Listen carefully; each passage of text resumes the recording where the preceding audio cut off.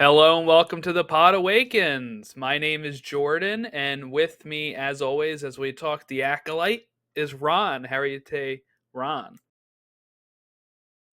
I'm doing pretty good. As you can see, I've got my candle because I am in fact in mourning today. So please respect my privacy at this time. But I'm doing good. We just had one of the best episodes of Disney Plus Star Wars we've ever seen, in my opinion. I know we'll get into a little debate on that. But yeah, dude, I'm stoked to talk today for sure. I just want to say to the listeners too, Ron had a candle, but it was a fake candle where you turn off the switch. He's not even in mourning enough to light a real candle for Jackie. I was trying to be safe, because I needed to be able to just throw it afterwards, and I couldn't do that with a real candle. You could. Things might happen, but you Yeah, absolutely yeah. I'll be the one that started the fire on Brendock. could. Oh yes, the hit song by Billy Joel. We did start the fire.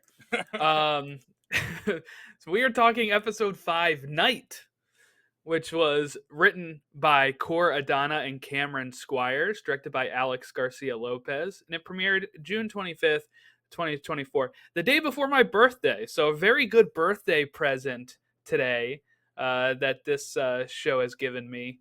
Drop those happy So birthdays in the chat if you've made it this far. no, you don't have to. You don't have to. Do it. I'm not somebody that begs for the happy birthdays. But no, it was good. I had to watch it a little delayed yesterday because of cleaning up around the house And because you're not a real fan. yeah, yeah. I'm not a real fan. Didn't show up at 9 o'clock to watch, It's so okay. It happens. I don't get to go to every Thursday showings either. So yeah, put me under fake fan status. We are. There's a lot to talk about with this episode, and we're gonna dive into it here. So, last chance spoilers going forward because this episode is huge. Last chance, if you haven't watched the episode, dip out now. If you haven't watched the episode and you don't care you don't care, spoilers are about to happen in a couple seconds here. We did kind of drop one with Jackie already, but Yeah. different things happen than that. But okay, let's dive in. There was something I saw a meme that was going around Star Wars Twitter. When it not really a meme, but I guess like a template that was going around, right? Where people had the picture of all the Jedi in the line against the Sith, and was like, The red "Tell shirts. us who, yeah, tell us who's going to survive," right? And you'd have people like Xing out a lot of people, and a lot of people would keep alive Yord, Jekki, and Soul Mm-hmm. as those Jedi, and I thought they were going to be pretty safe. I did, but the show had other plans, and I'm grateful that they did. I think we need to see real stakes in that. I think one thing that's been really beneficial with this show is that none of these characters are characters that we've seen in other media. So there really is this question of, will they all make it out of here? Right? Like, so far, there's no line in episode 1 that says Master Soul told us no Sith exist, right? So, like, we know that Master Soul might not make it out either, right? And he is somebody that's seen the Sith, and along with Osha and Mae, and they're the surviving members of this event that happened here. So I am really curious to see how this will kind of pivot the show into a whole new territory for the final 3 episodes, because it felt like this is what we were building to in the first 4, and now it's like it can really go anywhere, Mm-hmm. right? Like you can do anything with the story now, because we've answered most of the big questions. Who is the master? We've answered a lot of stuff except for what actually happened on Brendock, and that's probably coming in episode 6 or 7. But Ron, just your general thoughts here. You alluded to it at the top of the show, but on this episode. Yeah, I thought it was a 10 out of 10, no notes. Obviously, in last week's episode, I had some concerns, and it wasn't really my favorite in terms of the pacing, and some of it feeling a bit anticlimactic, specifically in terms of how they were very much guiding us to think that Qimir was going to be behind all this, but to their credit, they nailed it. It felt like it didn't feel cheesy, like I feared it would, just because it was such a popular theory that it would be Qimir. It was done incredibly well. To your point, the stakes, and that's literally the first thing I've written here. We don't like compare notes before the show or anything, but the stakes are huge. Even like you think Ron and I never talk offline. Never. We are not friends. We just do the show together. Yeah, never. So it's like you think of like Obi-Wan, where it's like, okay, we know these characters are going to be alive still. Even shows like Ahsoka, where even though we don't know like where things are going, we know for all intents and purposes, the main characters have some pretty strong plot armor. So like, yeah, they haven't decided to kill off Ahsoka yet, and how many times Dave has brought her back from being disappeared, probably never will, right? So like you said, there's a even in that show, most of our questions were when do they meet Ezra? When do they finally see Ezra? How do they get off of this planet of Peridia and back to our main galaxy? Those are like the questions we have with Ahsoka, but this one was like on the edge of your seat, like I don't know who will survive, right? Well, you even think like when Sabine got stabbed, there was a split second where you're like, oh, but then you realize like they're not going to kill Sabine in the first episode of this show. They casted a live action. They cast a live action Sabine to kill her off. Yeah, no. In 2 seconds. So yeah, like the fact that this one feels like anybody can go at any single time. A lot of people were making the comparison between this episode. Thankfully, people are starting to get on the train of comparing Star Wars to Game of Thrones with me. And a lot of people were comparing this to the Red Wedding, and it very much felt that way. You never like you didn't know scene by scene like who was gonna go, and they'd like fake you out a little bit. Like they had Jecki fight Qimir once, and then he kind of gets out of there, and you're like, okay, Jecki's safe. Woo! And then like 10 minutes later, she's got more holes in her than a piece of Swiss cheese. So it was just the whole time I was on the edge of my seat. The lightsaber choreography was crazy. Even though we've had this almost 24 hours now to digest it, anybody who listens to this show knows that like the prequels are like my Star Wars Bible. I love the prequels, like, but I can pretty confident Phantom Menace in particular, but I can pretty confidently still sit here and tell you right now that I think the choreography from this episode of the fighting and the lightsabers was even better than the Duel of the Fates. I don't think the moment was better. There was so much more that ties into Duel of the Fates, that like, fate of the galaxy type stuff and the butterfly effects of how that affected things going forward. We're not going to have that really here. But if you're just talking strictly like watching it and taking all of the story stuff out of it, I think it's probably the best lightsaber choreography we've gotten in Star Wars, period. I'm sure that might be a hot take, but I really enjoyed it. It just felt so real and so raw. Like so often lightsaber duels can feel a little choreographed. Overly choreographed. Yeah, yeah. Very much so. It's more like a synchronized dance than it is a fight. This whole episode felt like a fight. And just and that was intentional. That was intentional in the prequels. I think they talk about it in like the behind the scenes. But like, yeah. So when you have that type of claim of this is going to be, people saying they're trying to match Duel of the Fates. Like you said, the moment itself doesn't, right? Because you have the stakes of Duel of the Fates, even though we already know everybody what happens, in the sense of Obi-Wan and Anakin and all that kind of stuff, right? Because Obi-Wan survives to episode 4 and Anakin becomes Darth Vader. But in Duel of the Fates, you have people like Qui-Gon and Darth Maul who you have no idea what happens to them. So you have that. But when you talk about the actual choreographed part of it, this was probably better because it felt like a fight compared to an interpretive dance type of thing that they do in the prequels. Now, like you said, the moment itself, the music from John Williams and the stakes and just like how it makes you feel, obviously Duel of the Fates still wins. But yeah, I agree that like the what they've choreographed here was some of the best lightsaber work we've seen, definitely in the Disney era. But I would say, I mean, probably the best lightsaber duel since Vader, Luke, Return of the Jedi Mhm. for me. And that's one of my top duels because it has so much of those same sort of. Back then, as a kid, you have no idea what's going to happen in Return of the Jedi, right? Yeah. But you have actual Luke is actually trying to fight. Vader is actually trying to fight, and Luke is trying to especially once he mentions his sister, right? Mhm. He starts going hard, Yeah. and that's what this kind of felt like because these people are fighting for their lives, Yeah. right? Mhm. And what I love about what the Sith does in this, or what they've called him the Stranger in the promotional stuff, Well, he is the is Sith. He did say it. yeah, he is a he's toying with them so much. Oh, one of my favorite moves was in this is when he stabs the person and then force pulls the other Jedi Oh, onto the dude, blade. I was it, like, that is so badass. it's the Sith kebab. That's what we've taken to calling it, the Sith kebab.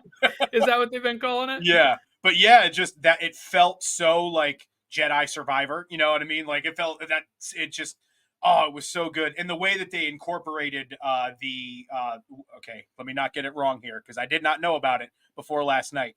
The cortosis weave armor, like the way Yes. that they were showing that, and the way it's such a creative thing to throw into this because ultimately this is one individual taking on how many was it in total? Like 7, probably, including the red shirts. Like 7 to 8 Jedi. Yeah, 7 to 8 Jedi. Yeah. Yeah. So you had to find a way to level the playing field a little bit and to pull something from the EU that a lot of people know and was just a great Easter egg for people was great, and it added such a cool dynamic to the choreography. Like him headbutting the lightsaber and it just shorts out and stuff. It was just, Yeah. oh my god, dude! I can't wait to I've already watched it twice. I can't wait to watch it another 2 times tonight. It was just so good.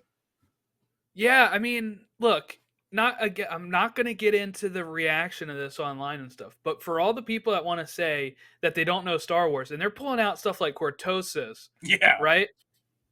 I mean, come on, right? And Yeah. then in this, they acknowledge what people have been complaining about with, oh, they shouldn't know he's Sith. He says, now I have to kill you all. Mhm. Because you guys think I don't exist. So Mhm. I have to do this now. And it's, that's how it's either going to happen that way or somebody is going to cover it up as well because they'll either think they've defeated him, right? Because if he loses and they think, let's say they know about the rule of 2, which Yoda and Mace Windu know, so Mhm. somebody knows about the rule of 2 to pass that down to them. Mhm. If he says he was looking for an apprentice and he gets killed, then they think we eliminated them. Yeah. There's no need for anybody to talk about this now. Yeah. All's well that ends well. Yeah. Right. Yeah. Yeah. No, I agree. I think that they are. I mean, they just knocked off 2 of the what is it? Probably 4 or 5 people that know about this even happening right now. Probably a little more, including like Kelnak or Kiadi Mundi and all the ones that were in that little small council meeting. But even they don't know the full extent of it. But it's what now? Mae, Osha, and Sol are the only ones that have the full scope of this. They're the So, only ones that survived. yeah. So I think Sol is all but dead, and just gonna say it, good riddance because he's gotten a lot of people killed, and we'll get into that a little after too. I know you. I know you love him. I'm shaking my head here. All right, let's get into it now. Let's get into it now because so many people have died because of his lie. Like I put out a tweet today that said his lie has a body count in itself, just because so many people were indirectly, or like that lie was indirectly responsible for the death of so many people, of like the Indaras and the Torbans, and now the current Jedi, and it's who knows how many other people are going to have to die in the process before the truth finally comes out. Hopefully, no one else, but who knows? So, yeah, I don't know. I'm not too big. I think I may be trading in my Soul Patrol badge here. So much. Can you put it all on him in the sense of when you're talking about Indara and Torben and Kelnaka? Because I think this is a 4-way pact here of we're not speaking about this. So I don't know if I can put it all on him for that. These Jedi, maybe, but they didn't think they were going after a Sith. They thought they were going after Mae. Who had So already killed 3 very experienced Jedi. yeah, but his whole thought is if I can get through to her by owning up to my past. I do think he did actually want to own up to this. And if I can save her, as he says to Osha, like if I can save her, like let me save her now. I couldn't save her then. Let me save her now. I think he was going to try to make things right with her, but this guy comes out of nowhere. Nobody expected this. They expected her to be training with some sort of maybe delusioned Jedi, and they had no clue that this is what was going to be um, around the corner Yeah. here. So for me, I'm giving him a little bit more grace. I want to see what they actually did. I think this will actually be presented in a way that gives people that are pro Jedi, like me, a little bit of a Like wiggle room. wiggle room of like, I can see why they did that. Mhm. But then I think it also will give people the opportunity that are like, especially like prequel Jedi people that are like, they all kind of have sucked because because of the way that they've been so manipulated. Will be like, see this right here, right? And I think that is going to kind of be how they reveal this. I don't think it'll overtly be like Soul butchered all of these witches, Yeah. and like I think there's going to be a little bit of room for interpretation for why they did it this way. So I'm still Soul Patrol. Want no part of it. No, I'm kidding. You're ultimately, there we go. You're right. In the sense that we're not even doing that show today. I do think you're spot on there. I think we mentioned it in a few times, like in talking about this show so far. It's going to be more about who's right, is more about the perspective that you're in. I think both sides probably did a lot, referring to the witches and the Jedi. Both probably didn't handle it the best way, and kind of everybody's had to suffer as a result. And again, like I said, I just think it'll be a matter of perspective kind of thing. We're already, I don't know, because they're also hinting about this darkness inside of Saul. If it was just like something, he made a misstep that led to all these witches being killed or something, or like set off a battle, I don't know if it would be, if Qimir would have been so much like playing into that. So I feel like he had to do something pretty bad. I don't know. Maybe I keep going back and forth. So I don't know, because I think what Qimir said can be read so many different ways, from a certain point of view. Because I think what he's trying to say, he's trying to get under his skin a little bit here, of dangling this mystery that he knows the answer to, but Osha doesn't. So I think he is kind of playing him on that. So it's like, it's like his darkness he's talking about could be the cover up. It doesn't have to be what they actually did. That's true. It could be the cover up. It could be something that inadvertently led to it, and then the fact that he has covered it up is a little bit, it's kind of like almost like blackmailing him in front of Osha right now. When he's saying that, and it has its effect, right? Because as soon as Osha does get rid of Qimir, she immediately asks, "What did he mean by that?" Yeah. We get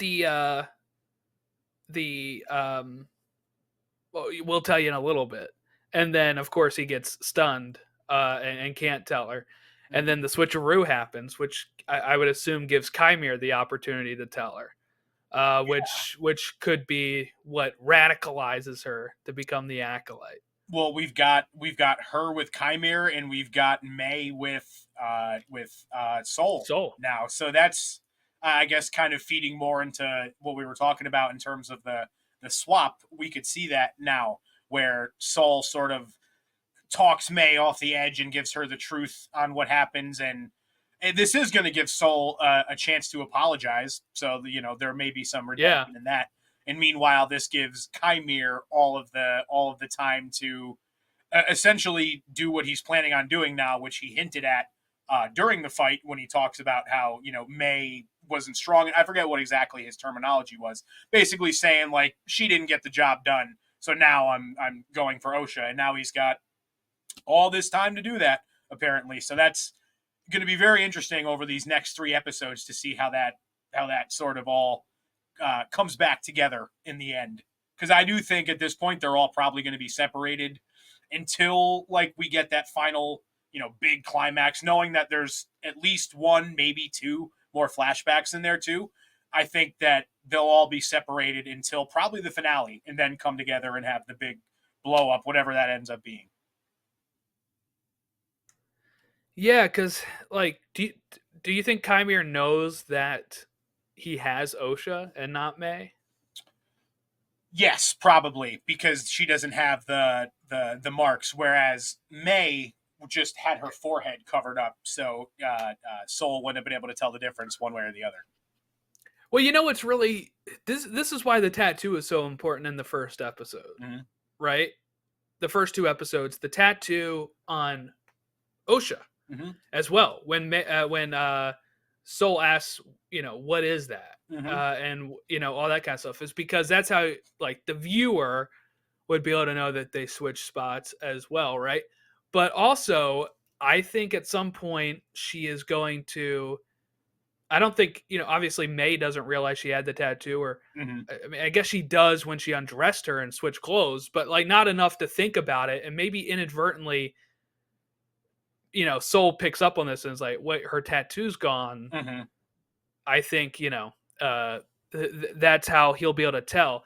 And I think how you get these 2 together again is, like you said, Soul kind of apologizing to Mae as Osha, and then Mae realizing what they did wasn't as bad as what Qimir made it out to be, and then being like, actually, I'm Mae, and I think Qimir might have Osha, and then they have to turn around and go back for her.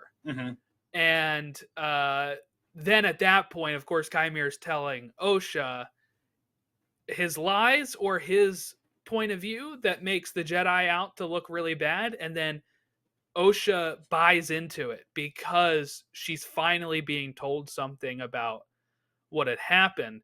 I don't think she goes full dark side, but I think it'll be enough doubt in there to be like, oh, like, who do I trust right now? For sure. I'm also kind of interested to see how Qimir relates to the whole Mae, Osha, like Brendock fire situation, because he has to in some way. And I forget if it was Mae or Osha, makes kind of a throwaway line about when it's Osha, because it's when she's talking to Yord, and he's like, yeah, they get in my head, or they got in my head, and she says, my mother used to be able to do that. And they were kind of throwing you a bit of a curveball of like, oh, is it actually one of her mothers? Coral. Yeah. I was kind of thinking, because, I brought that up on an episode or something where people were thinking it was Coral. So I was thinking like that whole episode, I was like, I still think it's Qimir, but then when they throw that line, I'm like, well, maybe it's Coral. So it did its job, right? But maybe there is a connection in the sense of Coral having trained Qimir. That's, right? That's kind of what I'm thinking. Like, because I don't know though, because that was like, it was very prominently presented in a way where it's like, there are no men in this coven. This is a coven of woman witches. So I don't know if they did that with the intent of like, maybe they don't have men because things went wrong with training Qimir or something. I don't know. That was just something I just pulled totally out of my rear end. But like, I don't know. That's, when we were talking with Sawyer last week, we said that like the best part of this and a lot of mystery shows in general is when each week they answer stuff but give you new questions. I feel like right now I have maybe more questions than I ever had this whole season, just knowing like how Qimir plays into this, and knowing now that a lot of our original theories about what happened on Brendock have been basically debunked. Like, as we're running out of options here, I'm just almost throwing my hands up because I don't really know where exactly it's going to go. Yeah, I think the rumor is episode 7 is the flashback, which means maybe then we see some fallout from this action next week, and then episode 7 you get answers, and then episode 8 is the confrontation. Yeah. Right. Mhm. Is kind of how I would have it structured if I was doing this in that way. Let's talk about Qimir, because I'll tell you, I was very frustrated online this past 24 hours. Okay. A lot of people So on Star Wars obviously, Twitter were apparently. yeah. By the way, next week we're gonna have a special video where we're all gonna sing John Lennon's "Imagine." I'm gonna get all the podcasters together. That's what we're gonna do. That and We Are the World. We'll do a nice. Yes. We'll do both of them for you. So my frustration comes from, there's two sides to this that I'm frustrated with. There is the Star Wars theory side that is like, oh, he said Sith, this breaks canon. Mm-hmm. And then there is the side where the people say, well, actually, he didn't say he Sith. He said, you might call me Sith. And they've never used the word Sith in this show except for that one time. Or like, even before that episode aired, that was everybody's, well, they've never actually said Sith. Yeah.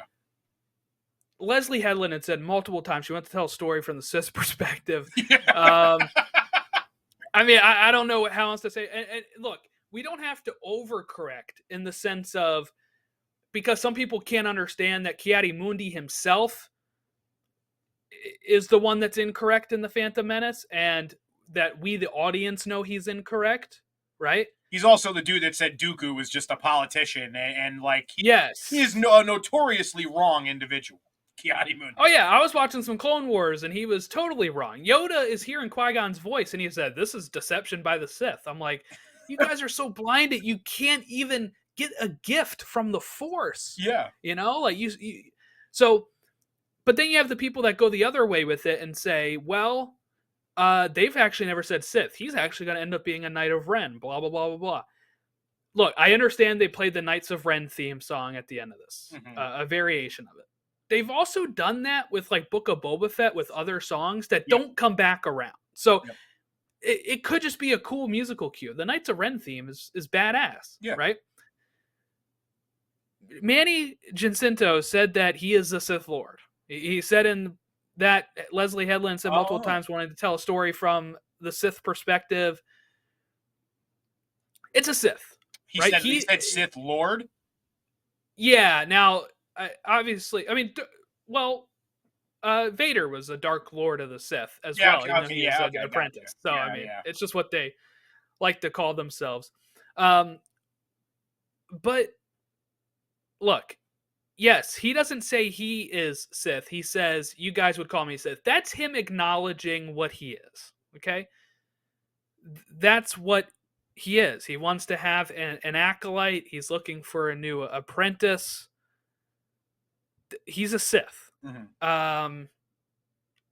I don't know why we have to bend over backwards to try to act like he isn't a Sith, just because people are upset that he is a Sith. Mm-hmm. You know, like, it's this weird thing of where they're trying to counter the other side's argument by saying, well, actually, he isn't a Sith.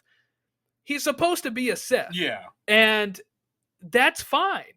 The fact is, the Jedi don't know the Sith exist. Yeah. Right? That's the thing. And that's why he says he has to kill them all. He himself is acknowledging why he has to stay hidden as a Sith. So that was just wild to me. And then there was the... so I know you're on maybe this track, okay? But I saw somebody say that I think people were misreading some of this. There was an exchange between him and Soul and him and Yord, mm-hmm. right? Him and Soul say, like he says to Soul, you don't remember me, because Soul says something feels familiar about him. This is in reference to their episode 2 meeting. Yeah. When they meet in the shop as Qimir. And he actually says almost word for word. It's a little different. I went back to watch that scene in episode 2, and he mentions about, like, you know, when they come running into him, he says, whoa, don't do your Jedi mind thing on me, right? And in this, he says like, "Oh, trying to read my mind," or whatever he says. Yeah. Like, I'm not going to let you read my mind. Harkening back That's to why that moment specifically. harkening back to that, and Soul doesn't pick up on it.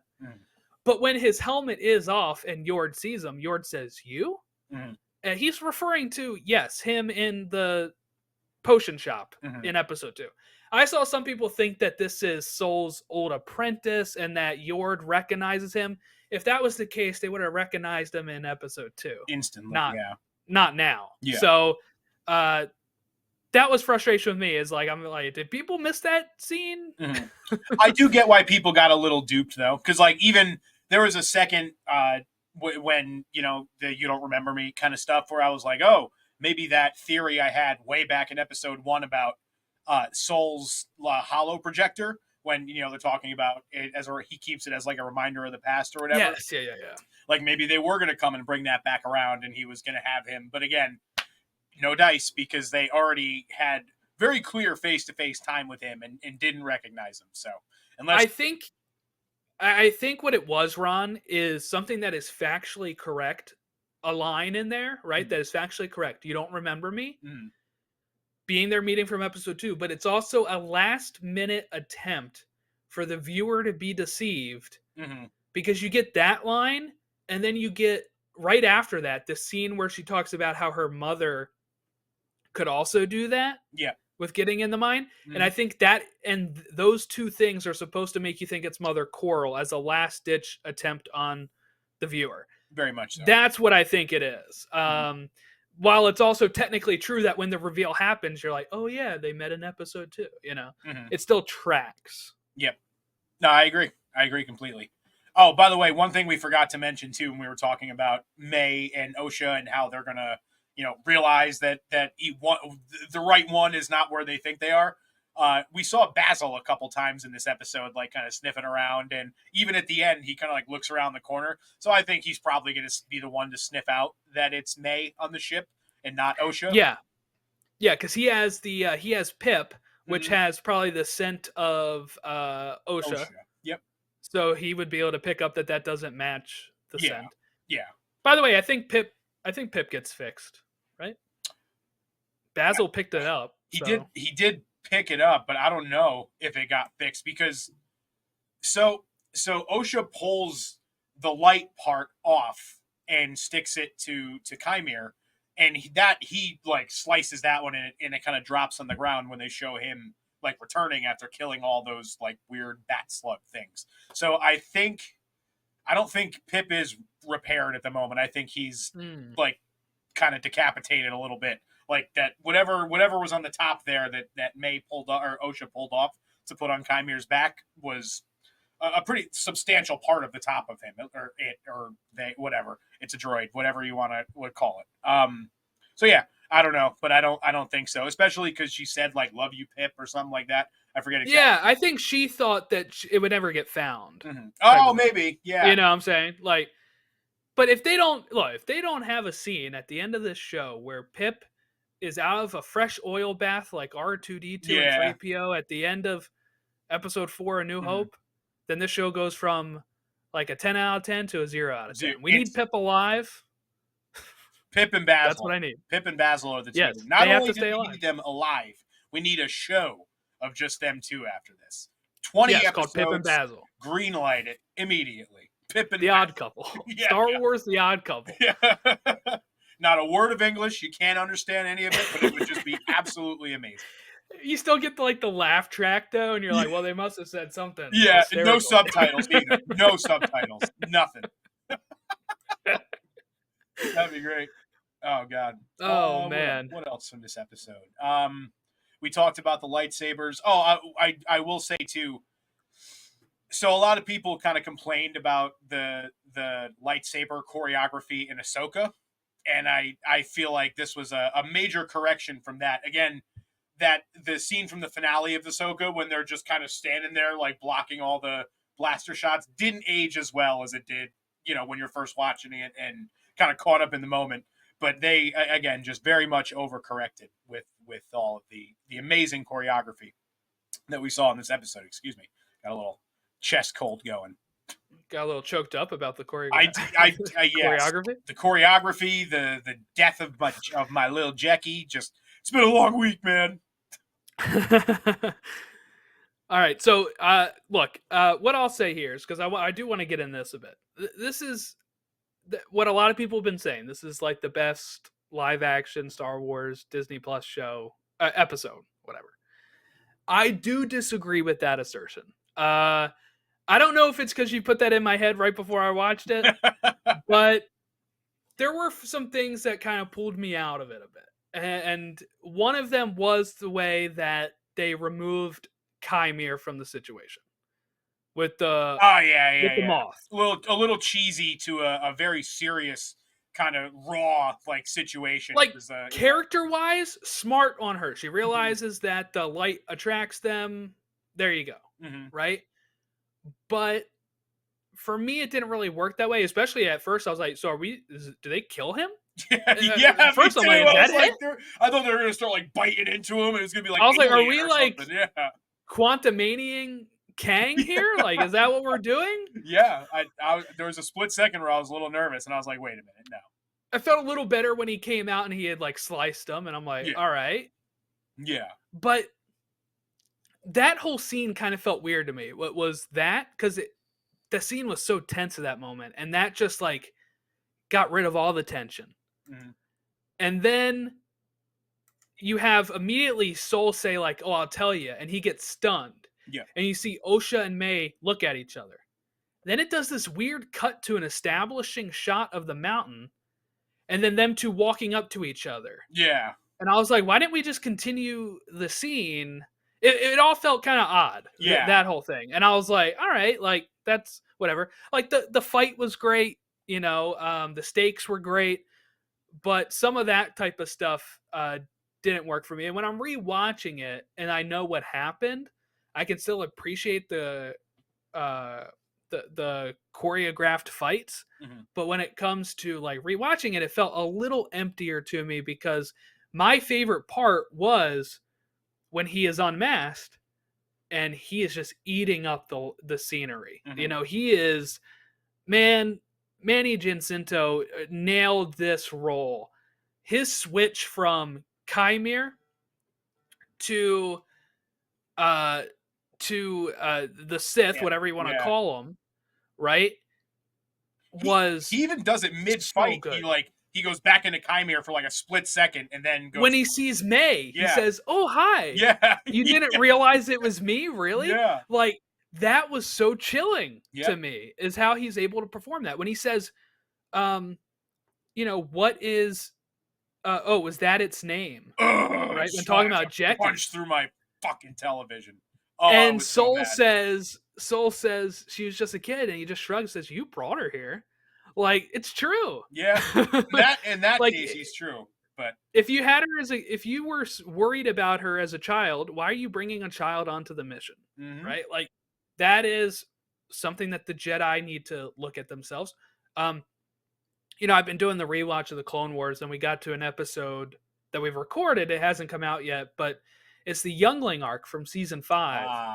And Hu Yang tells them that the younglings get younger every year during the Clone Wars because they're just at a point where it seems like they're having to churn out generals and stuff for this war, that they're like promoting these kids ahead of time, and that's something that the Jedi were doing wrong. But you also kind of see it here when it's like she was a child. It's like, yeah, you brought her, not me. I gotta kill everybody.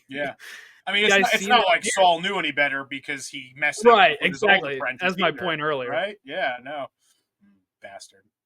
No, I was being sarcastic because he, like, all the missteps that he took that ultimately drove, like, Osha away from the Order, I don't know. He was just playing a little fast and loose with his other Padawans despite supposedly, learning from his mistakes and all that. I don't know.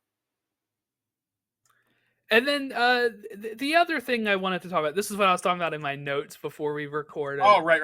Yeah. Okay. So this works for me a little bit more for superheroes, but it does not work for me for Jedi.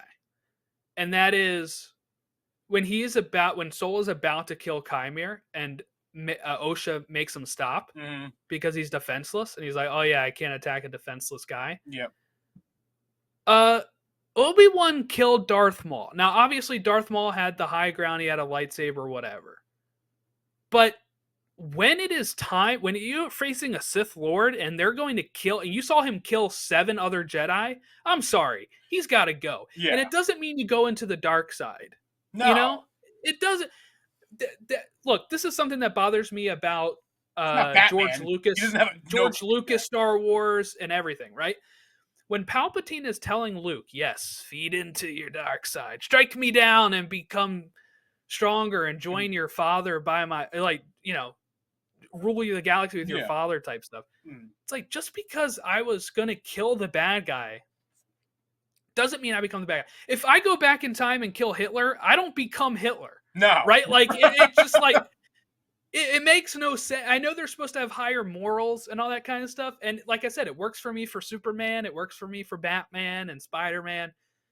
It doesn't work with Jedi for me because I've seen Obi-Wan kill a Sith Lord. Mhm. I've seen these people take down enemies for you know, Obi-Wan and Yoda say, hey, go kill your dad. Mhm. They tell him to go kill his dad. Yeah. And they're totally cool with that. Yep. But Soul can't kill this guy that killed 7 Jedi because he finally has him defeated.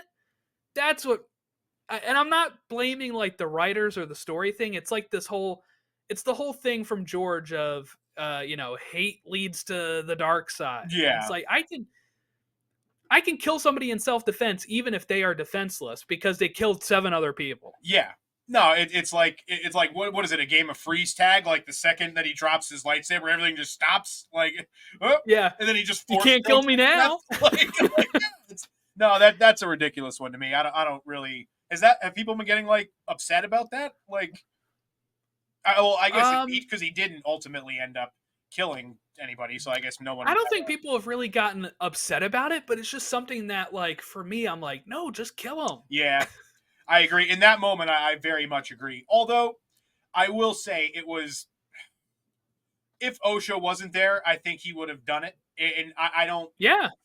I don't know if it was so much the not, like, just because he was defenseless, more than it's supposed to just be like a we're supposed to be better than them, like, sort of right. thing. Well, as he says, right, like, oh, you know, if you don't play by the rules, you never have to break them. Yep. Right. Yeah. Like, so, you know, he's calling out the hypocrisy of the Jedi there, because they're always bound to these rules. Mm-hmm. But it's also like, yeah, I don't know. Like, if Osha wasn't there and she comes up afterwards and this guy's dead, is she going to be like upset? And then if so, wouldn't he be like, didn't you just see him kill like 7 people? Like, I don't know what else I'm supposed to do. Yeah. I also don't know why Osha would have told him to stop. Like, because she had the other idea with the light, and I guess she wanted to follow the rules, you know, because she's a Jedi that practiced. Would you say nerd? Nerd. All right. Randall from Recess ass mindset. Yes. It's, you know, it was what it was. I see what you're talking about there, about that being a genuine gripe for why you wouldn't put it with some of those other, like, tip-top Disney Plus Star Wars episodes. I think, for me, the reason why I have it up there with some of the greats is because this is probably the most complete, I would say, of all of them. Like, I think back to Obi-Wan fighting Vader, and that was a great moment, but it was also spliced in with a lot of that, the Reva and Luke stuff that just felt kind of pointless, knowing that, you know, Reva wasn't going to succeed in kidnapping Luke Skywalker or killing Luke Skywalker. We knew that. So, like, I don't know. And, like, the second... I don't have that episode in my top either. Really? Oh, okay. Yeah. But, like, and I think of, like, the season 2 finale of Mando. Like, it was very much kind of building up to that one moment. And that's what everybody remembers from that whole episode, is basically that last 2-3 minutes of the episode.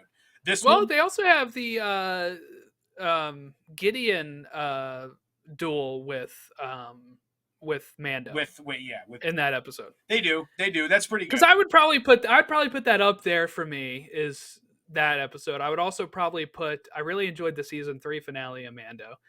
And I would also probably put the one of the Andor episodes with Okay. Andy Serkis in it at the end of that arc. But yeah, those are probably the ones I'd put up above this. I don't even know if this is the best one of this show, in my opinion. Oh wow. So okay. Yeah, we are definitely on opposite ends of the spectrum there.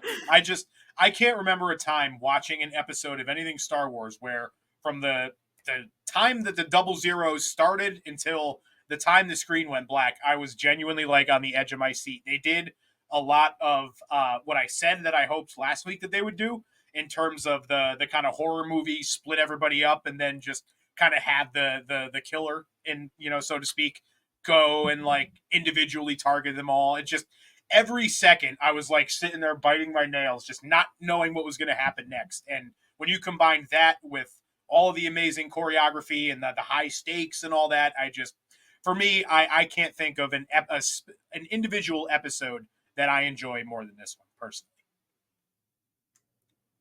Yeah, I wish I could agree. But that's why I was going to say, see, that's why we do it, because we like presenting different viewpoints on it. Well, and I think, I do think it's probably whiplash for the listeners, because I have been very pro Acolyte in these 4 episodes before this, where I'm like, oh, I'm loving it. And I still liked this episode, still loved it. But it's like,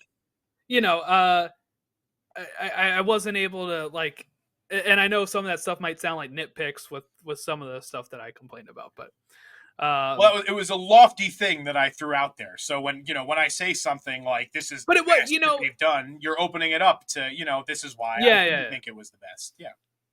Yeah, because I've done that to people too, where like I walked out of the Last Jedi, and I told my friend Logan, I said that's my favorite Star Wars movie, right? Yeah. And I was like, loved it. You're gonna love it. He hated that movie when he saw it, and I felt so bad that I had set it up like that. Yeah. Yep. And I was like, damn. So then, like any movie I saw after that, I was like, I like it. I don't know if you're gonna like it. Yeah, it's all right. Just judge for yourself. Yeah. Oh man. But no, like I liked a lot more of the character stuff in this one. Like I said, that exchange between Sol and Qimir, I think was my favorite of the stuff. Mm-hmm. I still don't get the complaints that much about like bad writing. I don't even get the complaint saying that this felt like the second half of last week's episode. I do think they cut it off at a point where it was a legitimate cliffhanger. Mm-hmm. And when you start off this episode and she's waking up after some of the battles already happened, mm-hmm. I felt like that is a natural, I don't know. I watched so much TV as a kid that had these sort of cliffhangers and these sort of openings. So for me, it felt like a normal TV show. Mm-hmm. Like they felt like 2 different episodes because they had 2 different conflicts. They had 2 different conflicts, 2 very different vibes. It would have been like, it's really cool the way how tonal whiplash. It would have been tonal whiplash if they had done this as one episode and halfway through, all of a sudden it becomes this. Yeah, because like they did a really cool job of almost kind of like bleeding the dark and creepy vibe into the end of the last episode. So I thought that was great. They gave you kind of just enough on the end to be like, strap up, because guess what's coming next week. And this week was just there was no filler involved in this episode. You know what I mean? Everything was hitting hard and it was moving fast. I do think it felt like a part 2 compared to last week, but in a good way. Not just like, oh, just smash them both together like that. Because I saw people saying just like put these 2 episodes together, make it one episode, and like you wouldn't be able to tell it was 2. And I'm like, I don't know. It has a very different feel, and it has a very different like opening. Like you don't see some of that battle. He pushes everybody back, and then you wake up from Osha's point of view. Yep. And he's already fighting people. He's already killed some. And if they had just combined these into one episode, where do you think stuff would have got cut from? Probably a lot of that really awesome choreography we got. Because everything else in last week was, even if it wasn't the best, it wasn't kind of like my favorite. It was all necessary, like all of the stuff with Qimir and kind of indicating that he was the Sith and all the stuff. Even the scene last week with the moths, right? That you and Sawyer had kind of questioned, and I kind of thought it had a different meaning, right? Came back around in this episode the way I didn't think it would. So like even then you're like, you can't cut that out unless if you cut out how he gets taken away, right? Yep.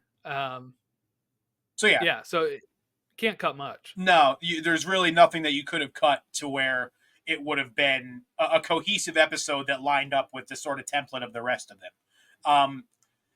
If you want to get into the, should you do like 4 really long episodes and make it like a mini series sort of, that's a whole different discussion for another day. I think I'll probably have to see how this series plays out before I can get into that. That's what I was going to say. It's not something I can tell until it's over. Yeah. Right? For a lot of this stuff. This show, even as I'm enjoying it, will really be like make it or break it at the end. Right? We've defended some of the choices they've made with regards to their usage of Sith and the Jedi not knowing and stuff.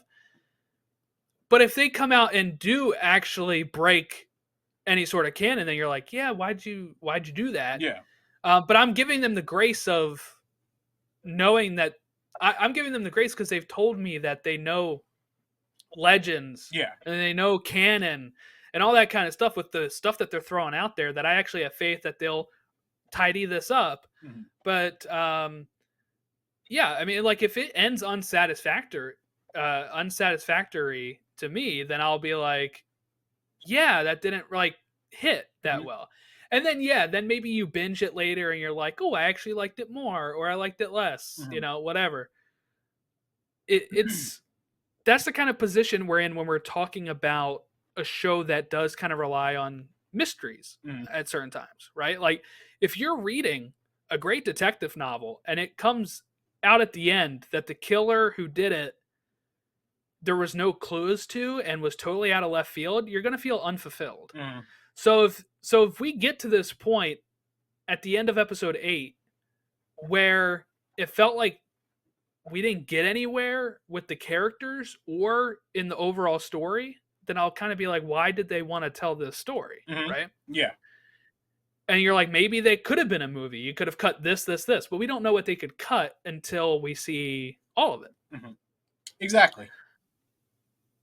So there's a lot of people that always say like, oh, that's filler. And I'm like, you can't tell filler until the end of the season. Yeah. And wait until the end of the season. Nothing last night was filler. I can promise you that much. No, it's been pretty united on Twitter, except for the people that want it to hate the show. Yeah. The usual skeptics.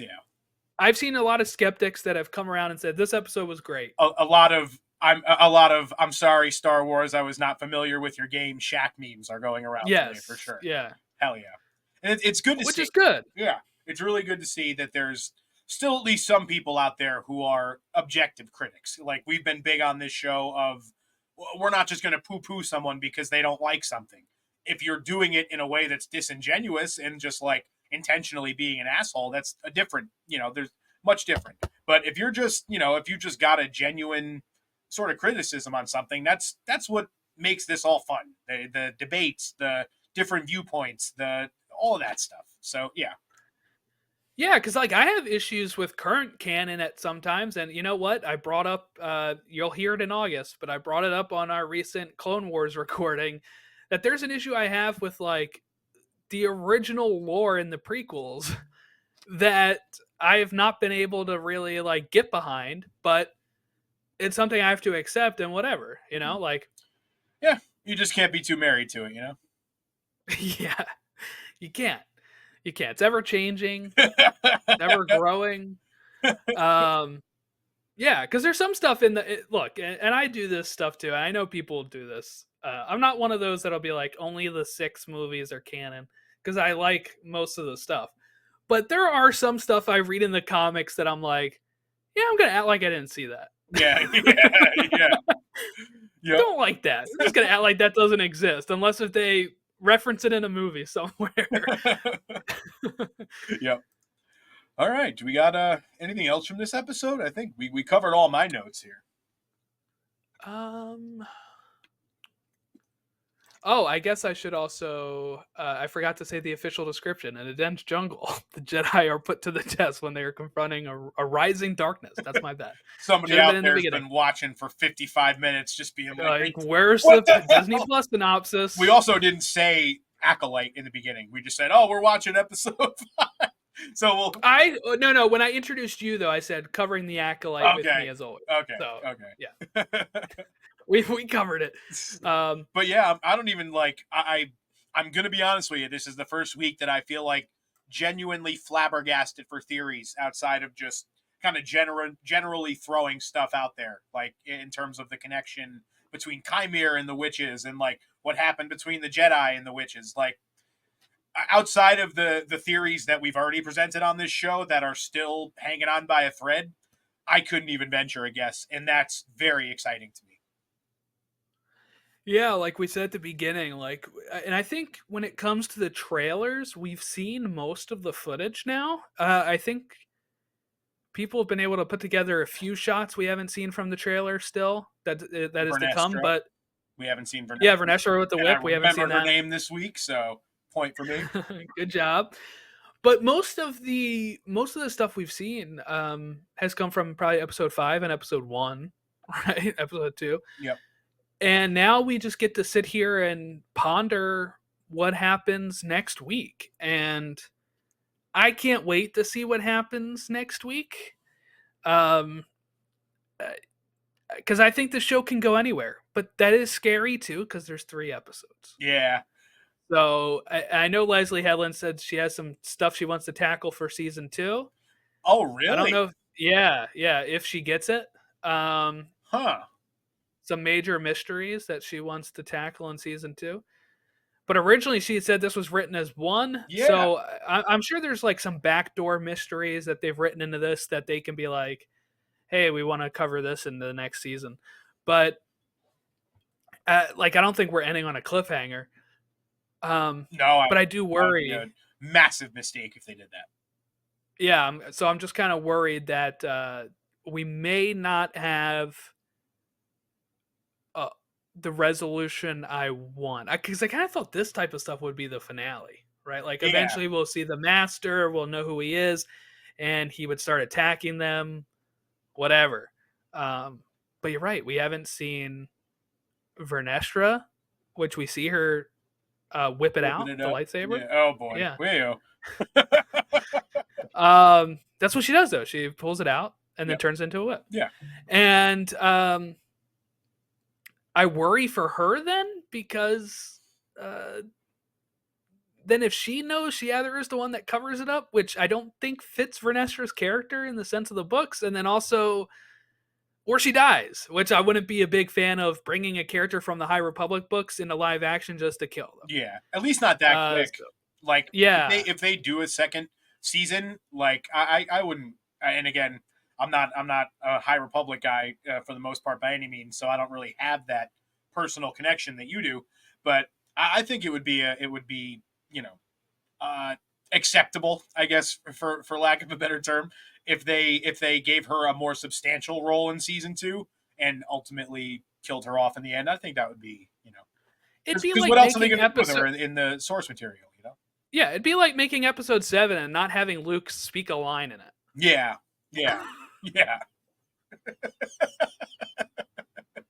Who the hell would ever? I love The Force Awakens, by the way, but yeah, there's little nitpicks I have with the sequels that I like to make little jabs at times.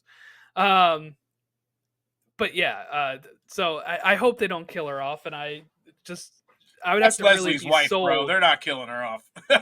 yeah. I would have to really be sold on why she is also covering this up. Yeah. Or maybe Soul kills her because he's obviously just a horrible person. No, # Soul Patrol. What was Jeckie's thing? We had Jeckie Jam. Oh, okay, we had Yord Horde. Like they're dead. Yeah, Yord Horde. The Yord Horde is indeed dead. Called that last week, by the way. Not Next snap. Not exactly the world's It wasn't exactly an Einstein theory there, but I became more partial to the Jekitarians. I know. I was made trying that to up. think of I something thought it that would sounded rhyme good. with Jackie, and I just kept going with lackey, but it doesn't really rhyme. So I was like, the Jackie lackeys. Oh God, no. That's a good point to end the show on. Yeah. Okay. You can follow us at Podawakens on all of our social media. You can contact us at podawakens@gmail.com. And I will be probably not on the next couple, or at least the next one for sure. Old Ron it'll in the be- driver's seat. Get Yeah. ready to go to hell, motherfuckers. It'll be the day after my son is born, so we will be a little busy. But if you want to contact us, you must contact us at podawakens@gmail.com. Love it. Team CO Yes. over here, baby. CO Bibble, baby. He showed up in a Clone Wars episode a few weeks back, and I was like, there's my boy. So you can contact us there, rate and review us on Apple Podcasts and Spotify. Like and subscribe to us on the YouTube channel. Thank you all for watching along. We will catch you next time, or at least Ron will. Maybe special guests, right? Yep. We don't know. Yeah, well, we do know. I'm gonna line somebody up. Yeah, I don't want. Okay. I don't want to set expectations yet, but we got some things. Yeah. Yep. We're getting some people. So we will still have coverage here on the Pod Awakens. Thank you all for making some of these last few episodes some of our highest listened and viewed episodes. So thank you so much. We'll catch you next time when we talk episode 6 as we approach the last 3 episodes of The Acolyte.